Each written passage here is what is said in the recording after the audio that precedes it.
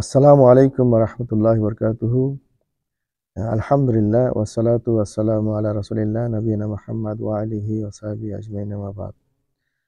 সম্মানিত দর্শক শ্রোতা, আমি আজকে আপনাদের সামনে 2-1 মিনিট কথা বলবো আজকের এই জুম্মার দিনের গুরুত্ব এবং ফজিলত সম্পর্কে।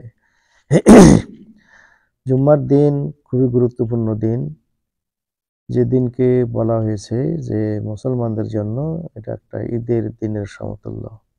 এদিন এদিন মানুষ জুমার নামাজ পড়ে, মসজিদে গিয়ে একত্রিত হয়ে নামাজ পড়ে। এটা খুবই গুরুত্বপূর্ণ দিন। এই জুম্মার দিনে আল্লাহ রাব্বুল আলামিন আদম আলাইহিস সালামকে তৈরি করেছেন এবং এই জুম্মার দিনে আল্লাহ পাক আদমকে জান্নাতে প্রবেশ করেছেন। আবার জুম্মার দিনেই আল্লাহ রাব্বুল আলামিন আদম আলাইহিস সালামকে জান্নাত থেকে বাহির করে দুনিয়াতে পাঠিয়েছেন এবং এই জুম্মার দিনেই কিয়ামত সংঘটিত হবে। এজন্য জুম্মার দিন আসলে পৃথিবীতে যত কিছু জিনিস আছে, গাছপালা, নদী নালা, খাল বিল, পাহাড় পর্বত, সমস্ত জিনিস ভয় করে যে আজকের জুম্মার দিন কোন মুহূর্তে বা কিয়ামত সংঘটিত হয়। তো জুম্মার দিন খুবই গুরুত্বপূর্ণ দিন।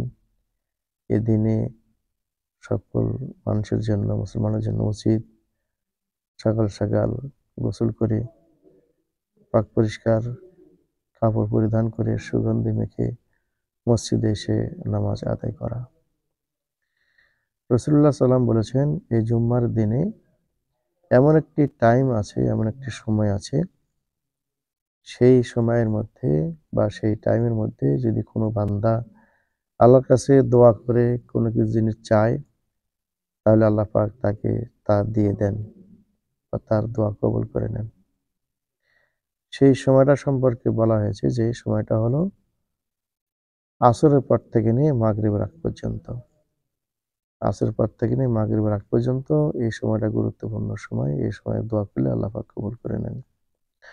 তা আমাদের সকলের উচিত, আমরা এই জুম্মার দিনে হয়তো অনেকে বিভিন্ন ধরনের কাজ করি, বাইরে ঘোরাফেরা করি, বন্ধু বান্ধবের সাথে আড্ডা দেই, পার্কে ঘোরাঘুরি করি, হাট বাজারে যাই, বন্ধুদের সাথে চলাফেরা করি।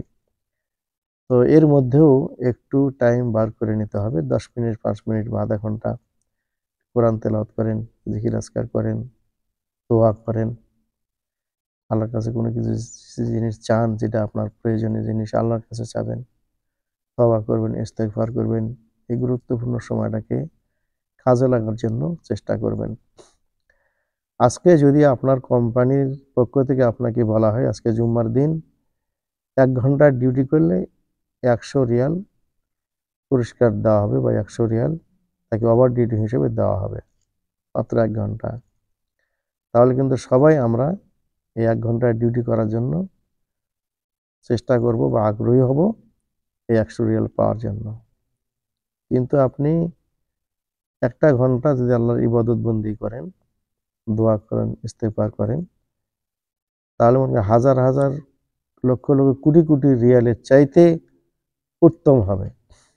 আমরা হয়তো দুনিয়ার সামান্য এই পয়সার দিক দেখে আমরা লোভ সামলাতে পারি না, কিন্তু দুনিয়ার চাইতে আখিরাতে আল্লাহ রাব্বুল আলামিন আমাদের এই ইবাদত করার জন্য কত যে ফায়দা, কত লাভ, কত পুরস্কার দিবেন, সেটা হয়তো আমরা কল্পনাও করতে পারি না। আমরা জুম্মার দিনে যে কি করণীয়, কি বর্জনীয়, বিশেষ করে আসরের পর থেকে নিয়ে মাগরিব পর্যন্ত যে সময়টা গুরুত্বপূর্ণ সময়, দোয়া কবুল হওয়ার সময়, এটা যদি আমরা সত্যিকার জানতাম, অনুভব করতাম, তাহলে আমরা অনেকেই এই সময়টাকে কাজে লাগাতাম, ইবাদত বন্দি করতাম, তাসবিহ তাহলিল করতাম, কোরআন কারীম তেলাওয়াত করতাম, দোয়া দরুদ করতাম, তওবা ইস্তেগফার করতাম। আমরা জানি না বলেই গুরুত্ব দেই না। তো আমাদের সকলের জানা উচিত, এই সময়টাকে গুরুত্ব দেওয়া উচিত। আমরা যতটুকু পারি 10-5 মিনিট, 20 মিনিট, আধা ঘন্টা সময় বের করে নিয়ে আল্লাহর কাছে দোয়া করব, প্রার্থনা করব, তওবা করব, ইস্তেগফার করব। তো আল্লাহ পাক যেন আমাদের সবাইকে জুম্মার দিনে অল্প সময় হলেও যেন তার ইবাদত করার, তার কাছে দোয়া করার, তওবা করে ইস্তেগফার করার জন্য তৌফিক দান করেন।